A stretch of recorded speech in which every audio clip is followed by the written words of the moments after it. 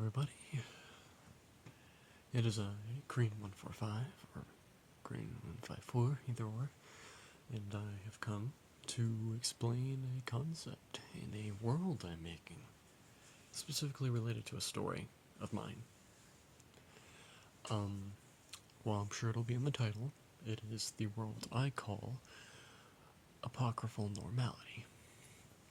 The meaning behind the name being that apocryphal means something that is believed to be true even if it isn't, and normality being, well, normality. The idea being that the sense of normality in this world is false, as many different aspects are hidden underneath it, such as the ideas of mystical nature, supernatural aspects, things of that nature. And as such, I've come to explain what magic is in this world, including the magicians that are tied to it. I won't go too deep into details, especially such as where that magic comes from, but I will cover that topic in another video, so I'll save it.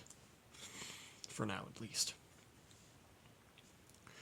Magicians are a group of people who have learned the idea of magic, sometimes referred to in a scientific term as thaumaturgy, and due to that they are able to enact forces that bend the world that we currently live in, such as the principles of thermodynamics, or even lesser concepts such as temperature.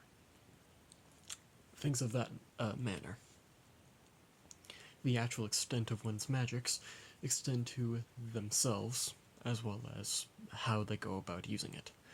Most magicians are dedicated to improving their magics, as well as the other goals many have, such as reaching the truth of magic, which I'll get into eventually. But as of currently, that is for another topic as well. I'll save that for a different video. Magicians all operate in their own ways, but many are a part of factions, such as the Library of Thoth, something I believe deserves a video for a different time. But magic in itself works under three categories: belief, science, and wild. Under these categories is all the different types of magics that are achievable. Under the belief category, you have magics related to constellations or religion, while under science, you have magics related to scientific principles, such as the idea of erosion or the water cycle, if you can wrap your head around that. Wild magic is usually a lot more different, as it's a category outside of the other two, really anything the other two do not cover, such as the idea of entertainment or such.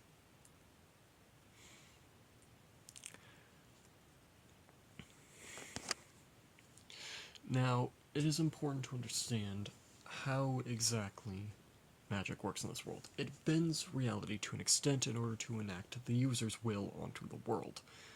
So, most mages, or magicians I should say, are practically reality benders. Not of high capacity unless they are extremely powerful in that regard, though. But, well, to give a gauge of how strong they are, it has been noted in universe that each magician has a set of frontiers related to their magic. These frontiers range from 1 to 10, with 10 being the highest, that it scales how skilled they are with their magic. This doesn't note how powerful they are with their magic, or particularly how dangerous of a person they are, but it does note how skilled they are at using their magic. Now, as I mentioned before, these magics can range in all different types. Some magics may be seen as more skilled than others, and a lot of the time the more complex concepts are harder to learn. Let's think in the scientific branch, the scientific category of magic, that we take thermodynamics compared to simply flames. Trying to learn about thermodynamics and figure out how that works and applying that same knowledge to magic is a lot harder than with trying to do the same with magic related to fire, because while thermodynamics and fire are very similar, thermodynamics covers many other domains as well, such as the transfer of energy instead of just simply heat, like with flames. Many magicians go under different factions, but those factions in their own right I will talk about in a different video. As of currently, this video is merely just to discuss the different forms of magic, or, like I said before, the scientific term being thaumaturgy. There are many different schools in the world that teach said magic, such as the occult school of scientific thought. They are a collection of schools, more like, unlike how their name says, but well, they don't aim to be entirely accurate there.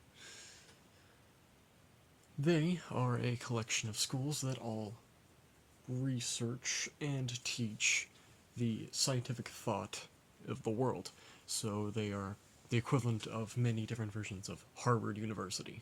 However, they also take that scientific practice and scientific knowledge and apply it to their magic. Most users of the scientific category of magic come from these schools, and many prestigious members of the Magician Society who use scientific branches also do come from these schools, I mean, because they are that well at teaching.